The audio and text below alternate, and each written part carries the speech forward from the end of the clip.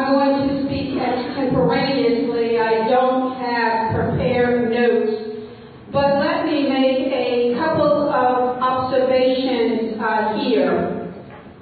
When we look at U.S. imperialism and the fact that it is in deep crisis, we have to understand, as Lajano Baraka has said, that peace, an analysis of peace, is very important, not in the abstract, but in reality as it relates to how we move forward. Several years ago, the U.S. War College issued a report, and the U.S. War College is an institution of the State Department and also it's an institution of the State Department and also of the Pentagon. Glenn referred to that report earlier, and the gist of the report is that U.S. imperialism is in a post-supremacy period. They have acknowledged and did acknowledge the decline of U.S. imperialism globally. They had no answer except for the same formula of militarism. But here's the rub.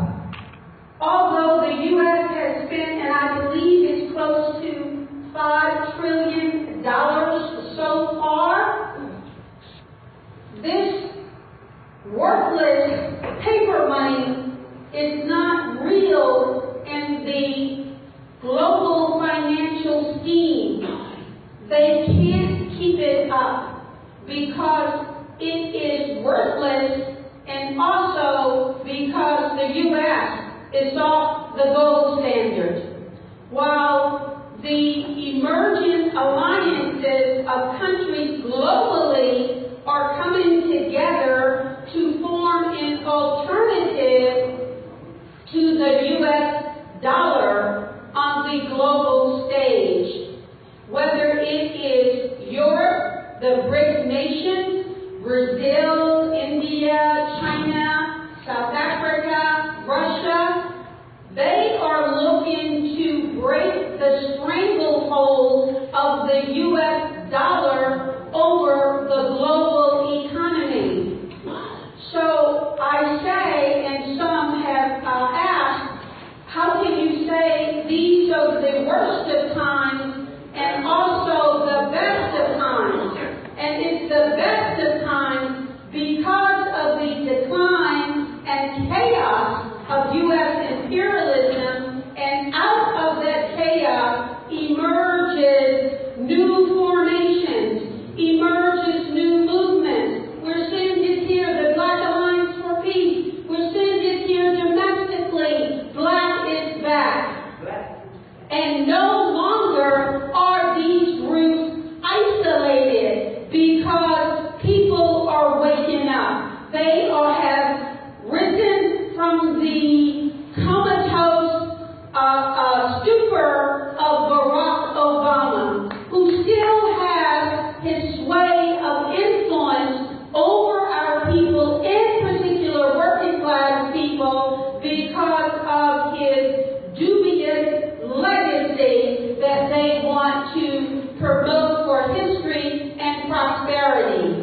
It's not going to work because history will judge him, as history will judge Fidel Castro, and I think we know who will emerge as the leader.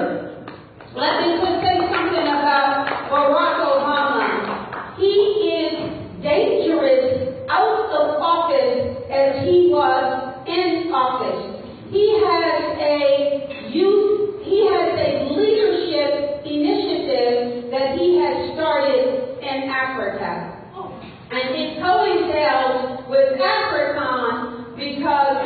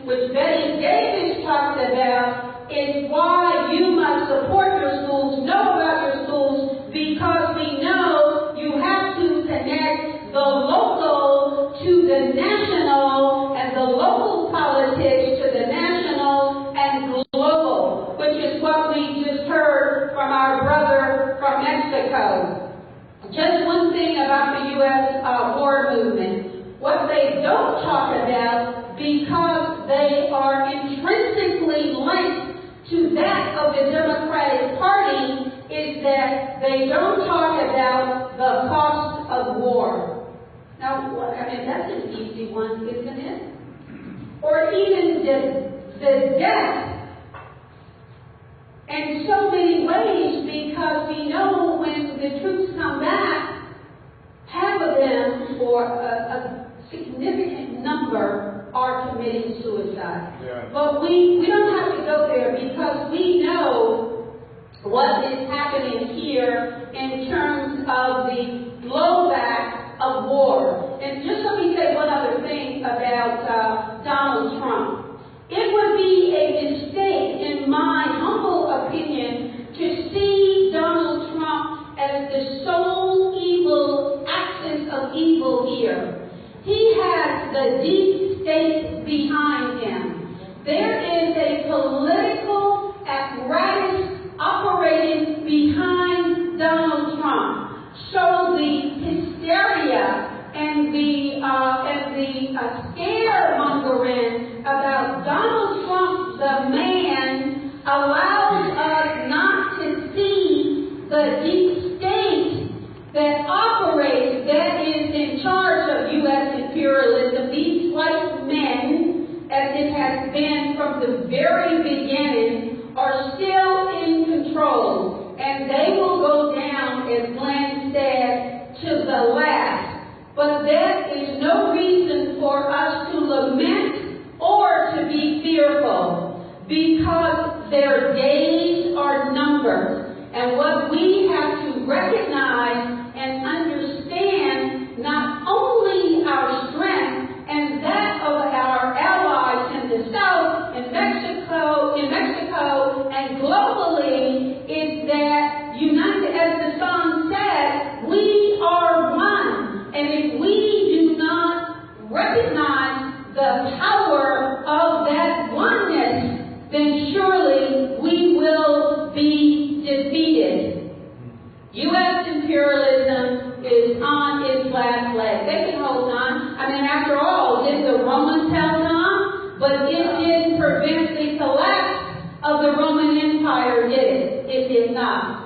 And so the invincibility of U.S. imperialism, as it is promoted, is not something that we need to shape as our strategy or fear of moving forward.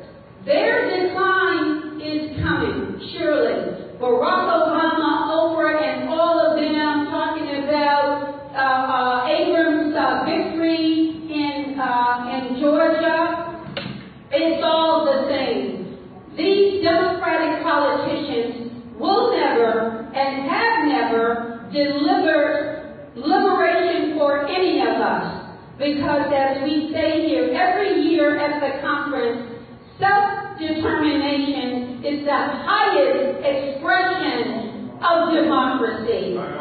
And the U.S. imperialism knows absolutely zero, nothing, nada about humanity. They have never had it. We have known it from the very beginning, which is why we, not the DNA that Oprah Winfrey talks about, that the liberation of our